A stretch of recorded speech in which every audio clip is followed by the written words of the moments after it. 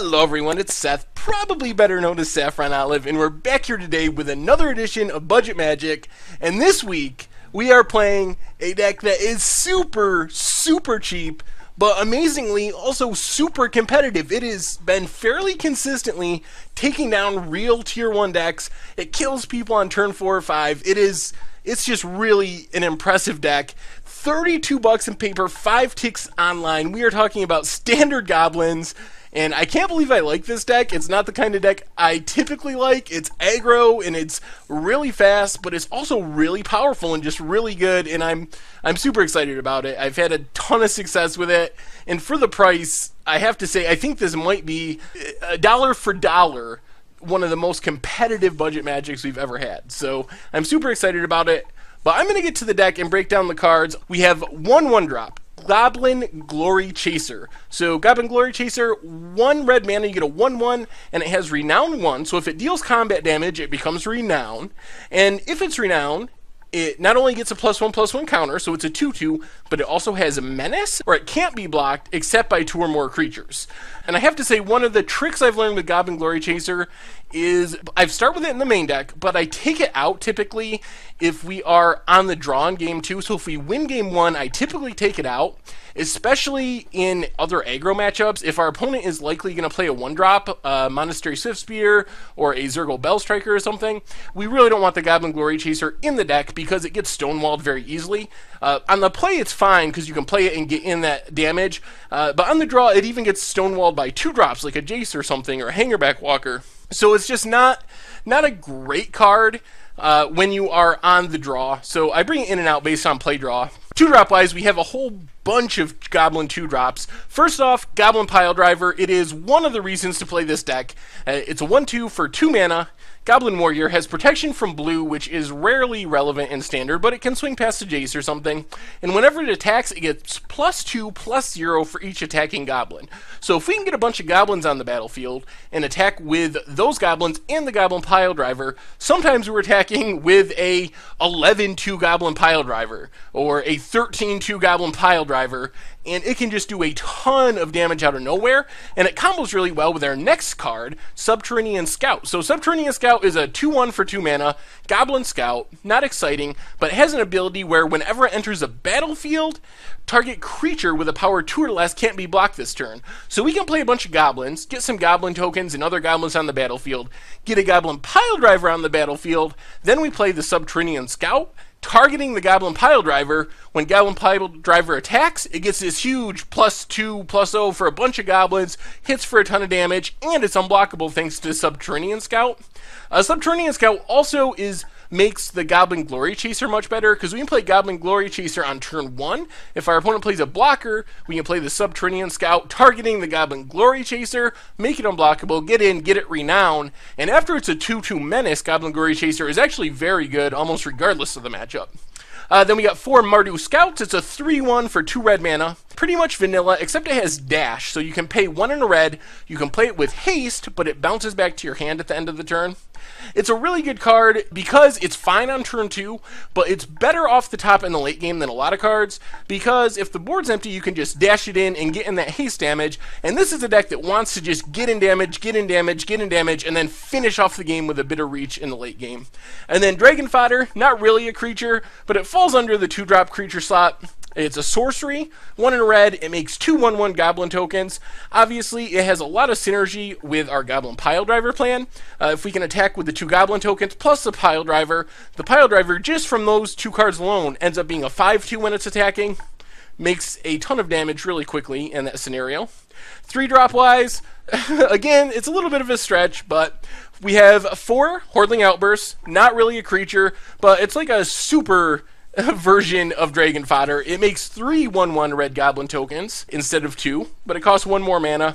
Same thing, works really well with Piledriver. Piledriver attacking with the Hordling Outburst tokens becomes a 7/2. It just exponentially better and better the more tokens we get on the battlefield, and it's a great way to clog up the ground. It's really hard to deal with targeted removal, almost like a Lingering Souls or something. You can't really ultimate price your way through a Hordling Outburst because there's just so many tokens. You're going to spend multiple removal level spells to get rid of them, and it just works really well with our plan. Finally, Goblin Heel Cutter, not truly a 3-drop, but I have to say in all the matches I've played with this deck, I don't think I've ever just hardcast Goblin Heel Cutter once. So it's 4 mana, you get a 3/2, but you can dash it for 3, like the Mardu Scout. You can play it with haste, but it bounces back to your hand at the end of turn. And whenever it attacks, target creature can't block. And this card is super key for the deck. We can play a Glory Chaser on turn 1, play a Goblin Piledriver on turn 2, play a Hordeling Outburst on turn 3. Our opponent gets down a blocker of some kind. Then we just dash in a Goblin Heel Cutter, attack for 15 damage out of nowhere, and even through a blocker, because Heel Cutter can make our opponent's blockers unable to block for a turn. So it's super good in the deck, super important, and I've been very impressed with how good Goblin Heel Cutter is. Obviously, it's not a surprise. It's been in Tier 1 decks before, but it is still very good. It hasn't gotten worse. It just hasn't been seeing as much play. Then we have a bit of removal. 4 Wild Slashes, basically the standard legal shock. 2 damage to target creature or player. If you control a creature with power 4 or greater, which we very rarely will, our only option would be to pump up a Piledriver by attacking with a bunch of goblins. Then that damage can't be prevented this turn. Not really relevant. Basically just 2 damage for 1 mana. Fiery Impulse does 2 damage to a creature at instant speed for 1 mana. But if we have Spell Mastery, so we had 2 other spells, instants or sorceries, in our graveyard, then it does 3 damage instead, and then 4 collateral damage. I've been really impressed with this card too. It's basically a lightning bolt, but you have to sack a creature as an additional cost to casting it. But in our deck, we have Dragon Fodders and Hordeling Outbursts, so we usually have an extra creature around that we can sack. And it's nice to have a 3 damage burn spell that can go at an opponent's face. Unlike Fiery Impulse, it can close out a game, which Fiery Impulse can't do. We can get in a bunch of damage with things, and then draw a Wild Slash and collateral damage to get in that final 5 damage. So it's been really good in the deck. Land-wise, 21 mountains, about as simple as it can get. Sideboard-wise, this is our sort of aggro creature package. We have an additional copy of Fiery Impulse. We have 2 copies of Roast to kill a Siege Rhino or a Tassiger or something. Then 3 copies of Arc Lightning, which can do 3 damage divided as we choose among 3 target creatures or players. That's really good against opposing Hordeling Outbursts, which can really shut down our attacking quite a bit. So it's nice to be able to take down multiple creatures at once, multiple little creatures. And then we have this really sweet control package. We have 2 Molten Vortex, so 1 mana, enchantment. You can pay 1 and pitch a land card to do 2 damage to a creature or player. This one is primarily for control decks. If you play this on turn 1 against a control deck, you can pretty much ride it to victory, but it's also really good against green-red landfall, Atarka red, decks that don't have that many creatures but are looking to win with creatures. You can snipe down a bunch of Snapping Gnarlids and Monastery Swiftspears and leave your opponent without anything on the battlefield, and it's a great hedge against flooding out as well. 3 Impact Tremors. This is definitely for control decks. It is an enchantment, 2 mana. Whenever a creature enters the battlefield under our control, Impact Tremors deals 1 damage to each opponent. So this works with 2 things. First off, it's really good with our token generators, the Dragon Fodder, the Hordeling Outbursts, because those are dealing 2 or 3 damage upon resolution on top of giving us the creatures on the battlefield. So it's a really good way to force through damage against slower control decks and to maximize the value of those cards. And it's also sort of this weird combo with the dash cards, like Mardu Scout becomes pay 2 mana, you put it on the battlefield, you get the trigger from Impact Tremors. Even if you can't attack with the Mardu Scout, it bounces back to your hand, and you can do it again next turn. So you get this repeatable, uncounterable damage. Also very good against control decks. And then 4 Outpost Siege, just a great card advantage engine for red. Typically, we don't set it on dragons, which is whenever a creature dies, you can deal 1 damage to a creature or player.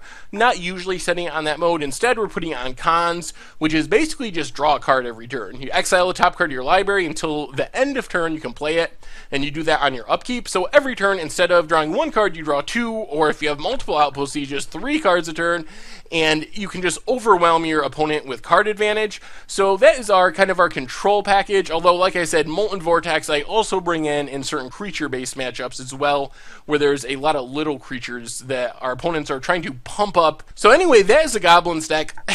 As I said, it is super, super cheap. It doesn't get much cheaper than $32 in paper and 5 ticks. Typically, when I make a budget Magic deck, it is $50, $60, $90, and then I include a ultra budget version where I make even more cuts to get it to down into the $30 range. But this one is just naturally that price. I'm playing all the cards I wanted to. I literally sat down and said, I'm going to build a Goblins deck in Standard. I built the best Goblins deck I could, and the Goblins deck was only $32. So this isn't like some big cost-cutting measures or anything. This is literally just a really cheap deck. But the good news is it's also really powerful. As you'll see in the matches, it is really competitive, and it has a lot of success keeping up with real tier 1 decks. It can battle with Jeskai's, it can battle against a Tarka-Red, it can battle against other real decks that you're going to run into at tournaments. So I'm just super excited about this. Sometimes you have really cheap decks, like Zombie Hunt is 0.5 of a ticket and like $7, but they're not always that competitive. Sometimes you have more expensive decks that are really competitive. It is pretty rare to find a deck in Budget Magic that is not only super, super cheap, $32 and 5 ticks, super, super cheap, but also really competitive and able to compete consistently in the tier 1 of the format. And I think that Mono Red Goblins is a deck that can do that. So definitely check it out. I can't recommend enough jumping on Magic Online, spending the 5 ticks. That's like one booster, basically. It's 1/3 of a draft on Magic Online. And you can buy this whole standard deck. So if you enjoy playing aggro, if you like tribal strategies, or if you're just looking for something that's different and really cheap in standard, that also gives you a chance to win, gotta check it out. You're gonna love it. I don't think you'll be disappointed. Anyway, make sure to check out the website, mtggoldfish.com. That's where you'll find the article for this Budget Magic. We have decks, prices, metagame strategy, tons of great content by myself and other people. Basically everything and anything you could want related to Magic the Gathering. And if you enjoyed the video, make sure to click the subscribe button that's about to pop up on the bottom of your screen. It'll keep you up to date on all the latest and greatest in video content from mtggoldfish.com. Anyway, thank you all for watching. I hope you enjoy the Goblin Budget Magic videos. I know I enjoyed making them, and I will talk to you soon.